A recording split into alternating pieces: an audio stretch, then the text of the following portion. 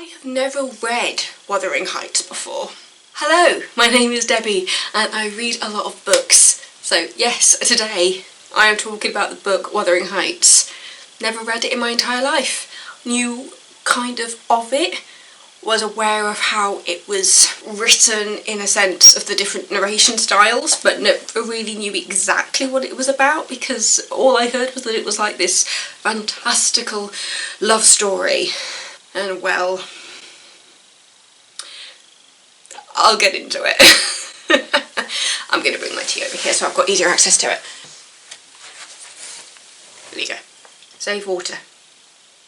Drink champagne. But yeah, I never studied Wuthering Heights at school. It wasn't on my syllabus, so I just never read it. And so I was just like, I've got quite a few classics on my Kindle, including Shakespearean stuff as well that I haven't read. And so I just thought, you know what, I'm going to give Wuthering Heights a go. And Kindle lied to me.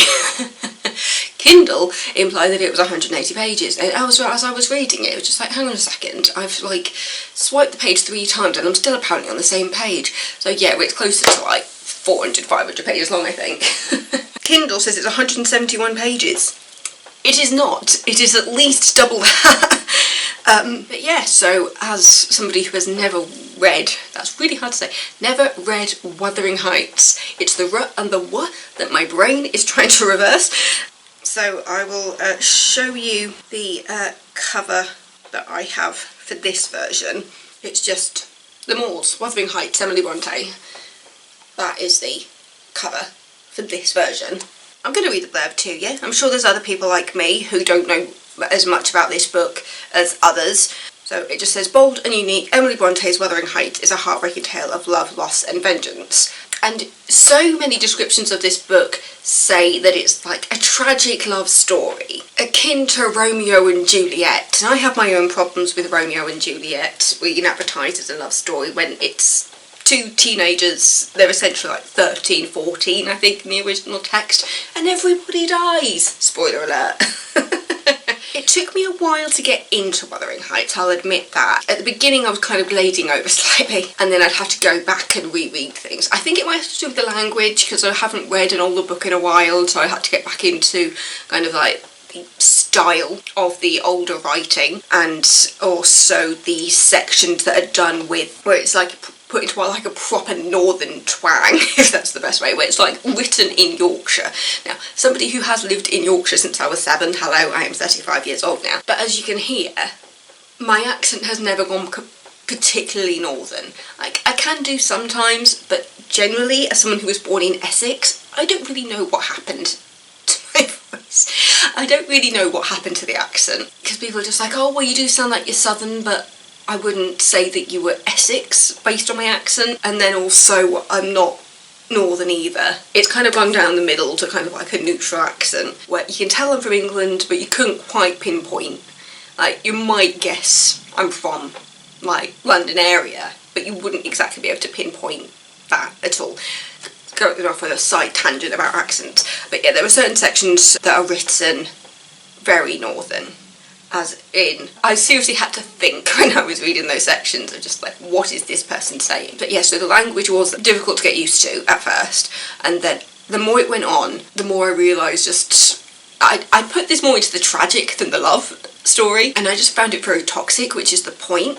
To say I'd reread this, to be fair, I'm not a rereader anyway, but this is one that I wouldn't choose to reread given the choice. I'm glad I read it.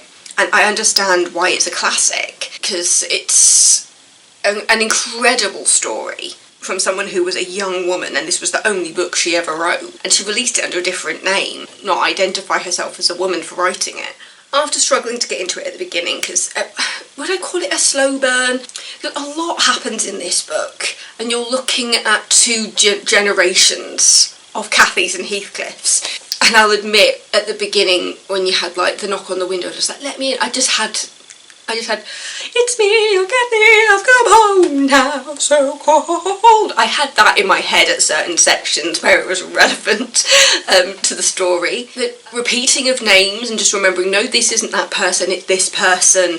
And I'll admit, I think I probably got most into it in Nellie's chapters. It was about 3/4 of the way through I actually went on Instagram and did a reel talking about how I felt about the book up to that point, and how I wasn't the biggest fan of it at that point. But then there was a certain section towards the end of Nellie's chapters where it was just like, this is what I've been waiting for.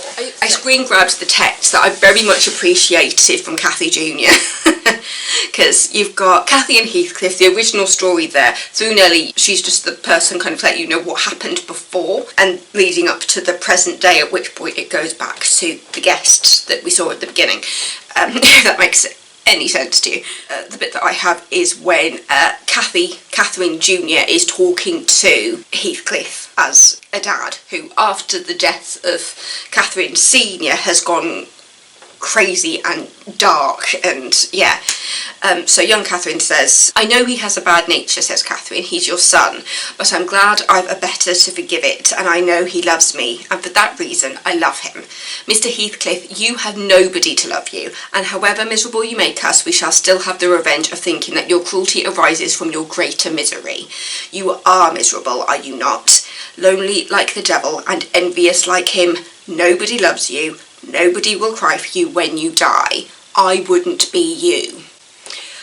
That is the moment that summed up how I was feeling at that point in the book, when I was getting to the point when it's just like, Heathcliff has gone into just a great mope. I feel like I've said very little about the story leading up to this point where I got this text. And on Kindle it shows you it sometimes like dots underneath certain sections where people have highlighted it. Nobody had highlighted this section, and when I've seen like reviews about the book, they all talk about how lovey-dovey and how it's like the ultimate romance, and it was just like, this is a very destructive relationship between Cathy and Heathcliff Senior, as I will refer to them throughout this review. As basically they have this infatuation with each other that affects every single person around them. It's almost become a bit of a revenge plot, because they know that everybody around them does not have any faith in this relationship, putting it mildly. Cathy and Heathcliff Senior have this incredible infatuation with each other, and then Cathy goes off and marries somebody else. Heathcliff goes off and marries Cathy's sister. Cathy Senior dies giving birth to Cathy Jr. You can tell how I got slightly confused as I was reading it, because it's just, admittedly, doing family tree research has been a nightmare because people repeat names so many times. Like in every single generation going up to the 1900s, there were continual repeats of names, and to the point where I actually looked up how they named children back in like the 1800s. The firstborn son was named after the father or the grandfather or something. There was like an actual order to it. And obviously in this case it was the firstborn daughter was named after the mother. And then they'd go, so it was like the father, the mother, and then they go to grandparents and stuff. So it has helped in family research to identify patterns when I'm aware of like siblings and stuff, and it was just like, oh, this person hasn't been named after, so maybe there was somebody between them. Yeah, going off on a genealogy tangent there as well. But yeah, so when Cathy Senior dies in childbirth, yeah, for a second there I thought she had a son. No, she has Cathy Jr. and then Heathcliff's son is Linton. Cathy Jr. is called Cathy Linton because of who Catherine Senior got married to. You can see how confused I got when reading this. It's just so many names repeated, so it made it hard to follow at times. This is how my brain was as I was reading it, and I was having to go back and reread sections, just like, wait, what? Because it took me a second once it went into Nellie's chapters to figure out that the narration had changed. And then I was just like, oh yes, so we are in Nellie's chapters, and at some point it will return back. Once we're back into the modern day again, it will revert back to the visitor from the beginning. And then it also briefly went back into Nellie towards the end as well, because after Cathy Senior dies in childbirth, Heathcliff goes into just, like, his life goes down the drain, basically. And his confessions towards the end of what he did after Cathy died as well, it was just like, I'm wondering where Saltburn got some of its ideas from. You can see so many, there were so many things where it's just like, oh, so that's where this came from. So I was seeing so many references, in a way, as to where a lot of modern stories had gotten things from. But also, I also felt that Wuthering Heights had taken some ideas from Shakespeare. So I was thinking this would have been a fascinating one to read at school and to write essays about. I don't know what those essays would have been about. Like, would have been, I think sometimes you see things about people like characterising the moors in it, and it was just like, but actually the moors aren't as heavy a feature in the book as you would have thought it would be, based on the fact that it is in Yorkshire. I feel, because a lot of people think of like the Yorkshire moors as being like part of a character of Wuthering Heights, and it was just like, I didn't feel that. Kathy doesn't live at Wuthering Heights, but a lot of the action happens there. And yeah, after Kathy Senior dies and Heathcliff, he basically becomes really depressed, because obviously he thinks that Kathy was the love of his life, even though it was affecting every single person around them. Through Nellie's chapters, you realise that Nellie was there for a lot of it and saw a lot of what was happening. It's just like, you've got like abusive relationships at the core of it, which must have been quite a big deal for when it was written. And then what Heathcliff does to the children, because I don't even know, it spans quite a long period of time, and so the big moment kind of like towards the end of Nellie's chapters, when Heathcliff has forced Kathy to stay and is trying to get the kids to marry each other, and Heathcliff has just gone into this thing of just like, because I am suffering, you will suffer. And my brain is just a whir at the moment, because I literally finished this in bed last night. You can tell when I start pulling out my hair. Yeah, it was a fascinating one to read, and I do wonder if watching an adaptation of the book might help me to understand it a bit better. Though I must admit, I have read that certain adaptations miss out quite a lot, and actually the most faithful adaptation was a Tom Hardy version, which I thought was a BBC production, but it's actually on ITVX at the moment. So from the looks of things, this version with Tom Hardy is available on Amazon Prime, on Prime Video. And it is, you do have to pay for it though, even though you have Prime, but it's like £3 something for the 2 episodes. But if you've got ITVX, you can watch it probably with ads, unless you have like the unlimited version. But yeah, so you can watch it with ads on ITVX. That was from 2009. It was Tom Hardy, Charlotte Riley, and apparently that was where those two met, and now we've been married for like forever. Andrew Lincoln and Sarah Lancashire. Sarah Lancashire plays Nellie, so I kind of like the idea of watching the miniseries just to see if it makes me feel any different about the story. But then again, it could be like a bias thing, because people will sugarcoat and pick what they want from the book to adapt it. It quite possibly will be very different if they are going to capitalise on the romance side of things, because it just, for me, I didn't find it romantic. I found it abusive, and I'm not going to hold that against it when everything else was telling me that it was a love story. It was just that can affect the way you read something. If you're told it's this and it turns out to be this, and you're just like, this has been advertised to me completely wrong.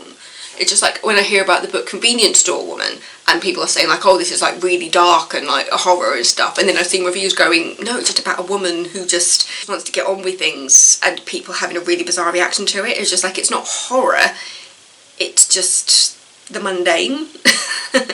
But the fact that I've seen so many things referring to Wuthering Heights as this wonderful, tragic love story, and it's just like, but it's not. That is not what this is. And how would Emily Bronte herself feel about the fact that people refer to this work as a love story? Because it's an incredibly enriching text. The story told through it is tragic, and it spans across an entire lifetime, because it starts off with Kathy and Heathcliff Senior and their infatuation with each other as teenagers, and then them growing up and coming apart from each other and marrying different people. But Heathcliff has continued to have this infatuation with Catherine, and even Catherine towards the end realises that she had this infatuation with Heathcliff. But obviously when Kathy dies, Heathcliff goes into what is essentially a deep depression, because when he marries Kathy's sister, that seems to break up quite quickly, but the sister then goes off and gives birth to the son, Linton, who is then brought back to Wuthering Heights, where Heathcliff is then, is it 10 years? I think Linton is 10 years old when he's brought back, and Heathcliff is there going, oh, is this my boy? And he just has a completely estranged relationship with his son. But then when he realises that Cathy and Linton, juniors, had been exchanging notes and things, and you got Nellie on the other side saying, you will stop this communication, I will burn these letters, when she finds out about the communication. Because it's just basically warring families, two teenagers caught in the crosshair, and yeah, that's essentially what the story is. And yeah, I just found it dark, powerful, but ultimately not a love story. It's a story of destruction, and I think I probably would have had a better relationship with this book having gone in knowing that.